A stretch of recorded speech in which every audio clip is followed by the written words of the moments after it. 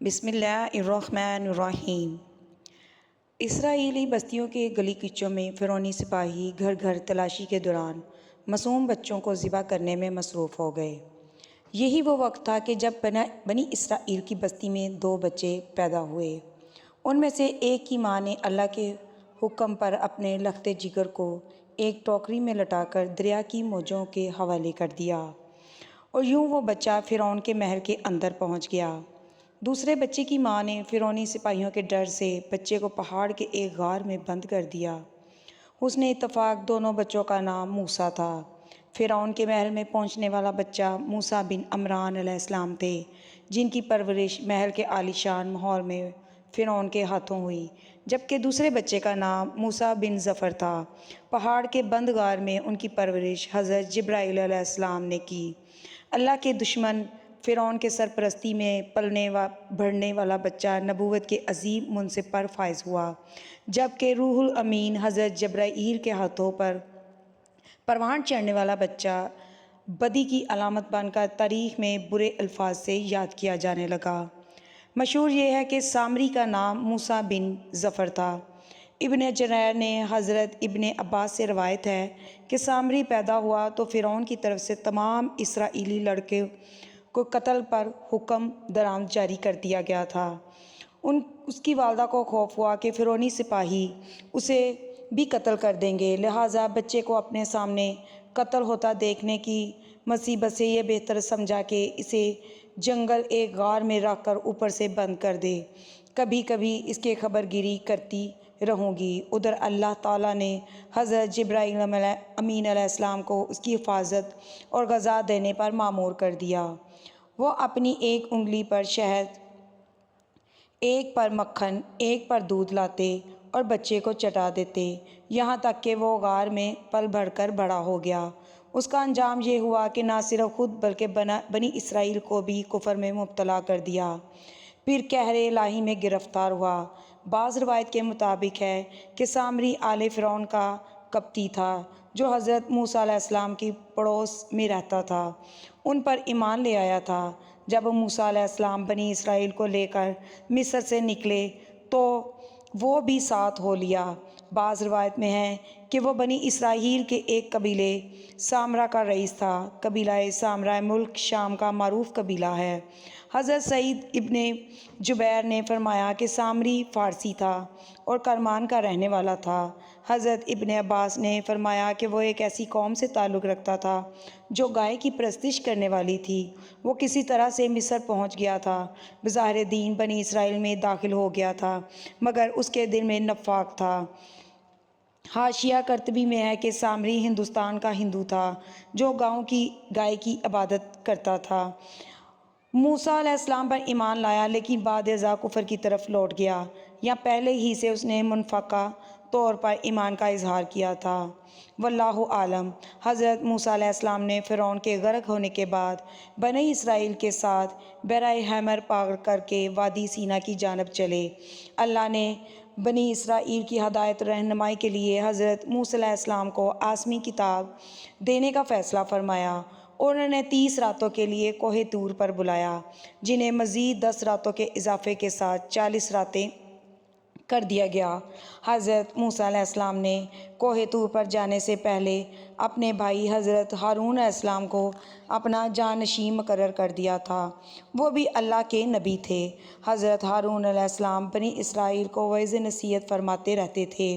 ایک دن انہوں نے فرمایا، اے بنی اسرائیل، تم لوگ جب مصر سے نکلتے تھے تو تمہارے پاس فرعونی قوم کا بہت سا زیور امانت کے طور پر محفوظ ہے، جبکہ تمہارے اپنے پاس بھی بہت سا زیور موجود ہے۔ قبطیوں کا سونا چاندی تو لوگوں پر حلال نہیں ہے اور نہ ہی اسے واپس کیا جا سکتا ہے، چنانچہ میرا مشورہ ہے کہ اس حرام کے مال سے ہم سب کو جان چھڑوا لینی چاہیے۔ پھر انہوں نے ایک گہرا گڑھا کھودا اور سب کے زیورات اس گڑھے میں دفن کروا دیے۔ سامری جادوگر یہ سب کچھ دیکھ رہا تھا۔ چنانچہ جب رات کے آخری پہر قوم گہری نیند میں سو گئی تو وہ خاموشی سے اس جگہ پہنچا جہاں پر تمام زیورات اکٹھے کر کے رکھ دیے گئے تھے۔ زیورات کو اکٹھا کر کے اپنی کھولی میں لے گیا اور اسے پگھلا کر گائے کا ایک بچڑا بنانے میں مصروف ہو گیا۔ سامری نے حضرت جبرائیل علیہ السلام کے گھوڑے کے سموں کے نیچے کی مٹی بھی اس میں شامل کر دی۔ یہ مٹی اس نے چپکے سے اس وقت لی تھی جب حضرت جبرائیل علیہ السلام بنی اسرائیل کو دریا پار کروا رہے تھے۔ بچڑا جب تیار ہو گیا تو اس کی خاصیت یہ تھی کہ جب اس میں ہوا داخل کرتے تو یہ بیل کی آواز نکالتا۔ اس مصنوعی آواز سے سامری نے بنی اسرائیل کو گمراہ کیا اور بنی اسرائیل کی ایک بڑی تعداد سامری کی مکر و فریب کا شکار ہو گئی۔ اللہ تعالیٰ نے قرآن پاک میں فرمایا، پھر اس سامری نے اس کے لیے ایک بچڑا بنا دیا، یعنی بچڑے کا بت جس کی گائے کی طرح آواز بھی تھی۔ پھر کہنے لگا، یہی تمہارا معبود ہے اور موسیٰ کا بھی، لیکن موسیٰ بھول گیا ہے۔ سامری کے کہنے پر اسرائیلی بچڑے کو سجدہ کرنے لگے۔ ایسے میں حضرت ہارون علیہ السلام نے انہیں سمجھانے کی بہت کوشش کی اور بچڑے کی عبادت سے روکنے کی بھی بہت کوشش کی۔ اسرائیلیوں کو سونے کا یہ بچڑا اتنا اچھا لگا کہ ہارون علیہ السلام کی نصیحت کا ان پر کوئی اثر نہ پڑا۔ بچڑے کی تعظیم و عبادت چھوڑنے سے انکار کر دیا۔ انہوں نے جواب دیا، ہم تو موسیٰ علیہ السلام کے واپس آنے تک اسی کے مجاور بنے رہیں گے۔ کوہ طور پر اللہ تعالیٰ نے حضرت موسیٰ علیہ السلام کو اطلاع دی کہ اے موسیٰ، سامری نے تیری قوم کو گمراہی میں ڈال دیا ہے۔ ارشاد باری تعالیٰ ہے، اے موسیٰ، ہم نے تیری قوم کو تیرے پیچھے آزمائش میں ڈال دیا ہے، انہیں سامری نے بہکا دیا ہے۔ جب موسیٰ علیہ السلام کو یہ اطلاع دی تو وہ سخت غم غصے میں آ گئے، کیونکہ ان کی قوم نے ان سے وعدہ کیا تھا کہ ان کو کوہ طور سے واپسی تک وہ اللہ تعالیٰ کی اطاعت اور عبادت کرتے رہیں گے، لیکن نہ تو انہوں نے حضرت موسیٰ علیہ السلام کی واپسی کا انتظار کیا اور نہ ہی حضرت ہارون علیہ السلام کی بات مانی۔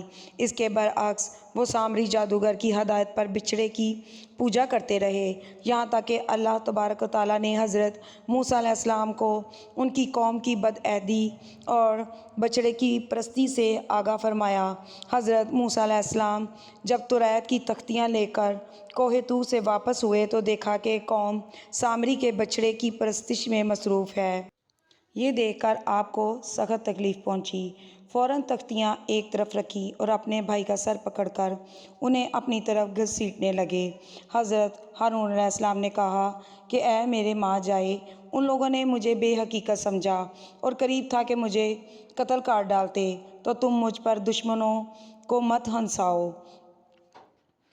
حضرت موسیٰ علیہ السلام نے اپنے بھائی سے فرمایا، اے ہارون، انہیں گمراہ ہوتا ہوا دیکھتے ہوئے تجھے کس چیز نے میرے پاس آنے سے روکے رکھا؟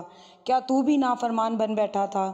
حضرت موسیٰ علیہ السلام نے نہایت غصے کی حالت میں اپنے بھائی کی داڑھی اور سر پکڑ کر جھنجھوڑا اور پوچھا، جس پر حضرت ہارون علیہ السلام نے انہیں اتنا سخت رویہ اپنانے سے روکا۔ ارشاد باری تعالیٰ ہے، ہارون علیہ السلام نے کہا، اے میرے ماں جائے بھائی، میری داڑھی نہ پکڑ اور سر کے بال نہ کھینچ، مجھے تو صرف یہ خیال دامن گیر ہوا کہ کہیں آپ پر یہ نہ فرمائیں کہ تو نے بنی اسرائیل کو تفرقہ ڈال دیا اور میری بات کا انتظار نہ کیا۔ بھائی ہارون علیہ السلام سے باز پرس کے بعد اب باری تھی سامری کی، جو سر جھکائے قریب ہی کھڑا تھا۔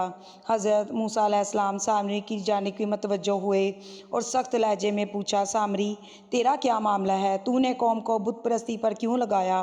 اس نے جواب دیا، میں نے ایسی چیز دیکھی جو اوروں نے نہیں دیکھی، تو میں نے فرشتے کے نقش پا سے مٹی کی ایک مٹھی بھر لی، پھر اسے بچڑے کے قلب میں ڈال دیا۔ اس طرح میرے دل نے اس بات کو میرے لیے اچھا سمجھا۔ حضرت جبرائیل امین کو دیکھنے کی تعلق سے ایک روایت یہی ہے کہ جس وقت بنی اسرائیل دریا پار کر رہے تھے تو حضرت جبرائیل علیہ السلام ان کی مدد کے لیے اپنے گھوڑوں پر سوار وہاں موجود تھے۔ دوسری روایت میں ہے کہ دریا پار ہونے کے بعد حضرت موسیٰ علیہ السلام کو کوہ طور پر آنے کی دعوت دینے کے لیے حضرت جبرائیل امین علیہ السلام گھوڑے پر سوار ہو کر تشریف لائے تھے۔ ایک روایت میں ہے کہ حضرت ابن عباس بیان فرماتے ہیں کہ سامری کی پرورش خود حضرت جبرائیل امین علیہ السلام کے ذریعے ہوئی تھی، جس وقت اس کی ماں نے اسے غار میں بند کر دیا تھا۔ حضرت جبرائیل امین روزانہ اسے غذا دینے آتے تھے اور وہ ان سے مایوس تھا تھا اور انہیں پہچانتا تھا جبکہ دوسرے لوگ نہیں جانتے تھے۔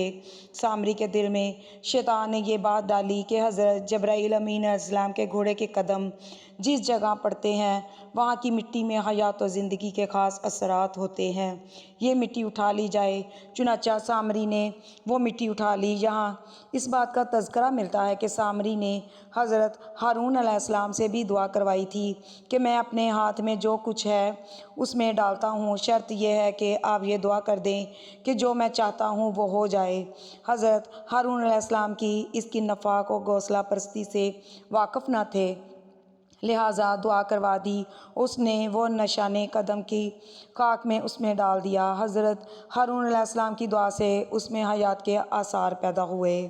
حضرت موسیٰ علیہ السلام نے سامری کے لیے جو سزا تجویز کی اسے قرآن کریم میں فرمایا گیا ہے۔